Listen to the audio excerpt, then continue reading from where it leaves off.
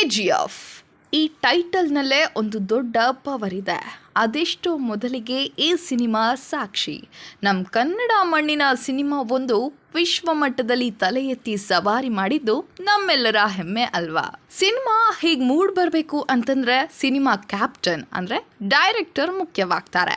ಹಾಗೆ ಶ್ರೀಮುರಳಿ ನಟನೆಯ ಉಗ್ರಂ ಸಿನಿಮಾಗೆ ಆಕ್ಷನ್ ಕಟ್ ಹೇಳೋದ್ರ ಮೂಲಕ ಡೈರೆಕ್ಟರ್ ಕ್ಯಾಪ್ ತೊಟ್ರು.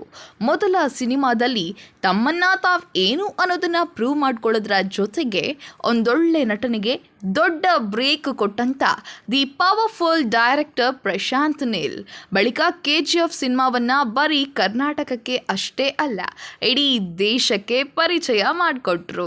ಅದೇನ್ ಮೇಕಿಂಗ್, ಅದೇನ್ ಆಕ್ಷನ್ಸ್, ಅದೇನ್ ಸಾಂಗ್ಸ್, ಅಬ್ಬಬ್ಬಾ, ನಿಜವಾಗ್ಲೂ ಇದು ನಮ್ಮ ಕನ್ನಡದ ಸಿನಿಮಾನ ಅಂತನ್ಸಿದ್ದು ನಿಜಾನೇ. ಯಶ್ರನ್ನ ವಿಭಿನ್ನ ಲುಕ್ನಲ್ಲಿ ತಮ್ಮ ಮ್ಯಾನರಿಸಮ್ಗೆ ಸ್ಯೂಟ್ ಆಗೋ ಥರ ಪಕ್ಕಾ ಸಿನಿಮಾವನ್ನ ಡೈರೆಕ್ಟ್ ಮಾಡಿ Rocky Bhai pan India star ಪಟ್ಟಕ್ಕೇರಿಸಿದ್ದು ಇದೇ KGF ಸಿನಿಮಾ. ಅಲ್ಲಿಂದ ಶುರುವಾದ ಕುತೂಹಲ, ಸಿನಿಮಾ ಮೇಲಿದ ಇಂಟ್ರೆಸ್ಟ್, ಹಾಗೆ ಕನ್ನಡ ಸಿನಿಮಾಗಳ ಟೇಸ್ಟ್ ಬದಲಾವಣೆಯಲ್ಲಿ ಸಾಕಷ್ಟು ಬದಲಾವಣೆಯನ್ನ ತಂತು.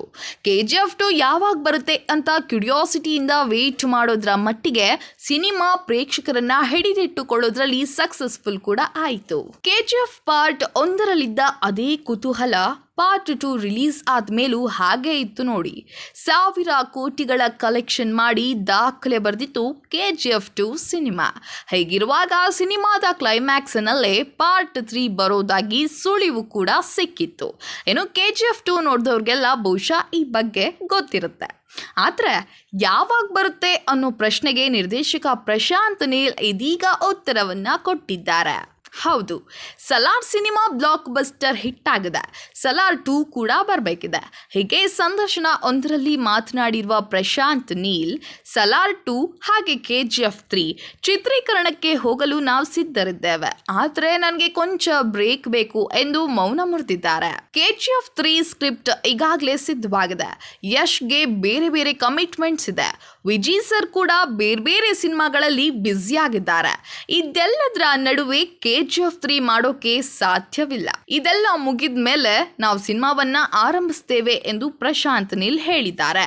ಕಾದ್ ನೋಡೋಣ ಯಾವಾಗ ಬರುತ್ತೆ KGF 3 ಅಂತ.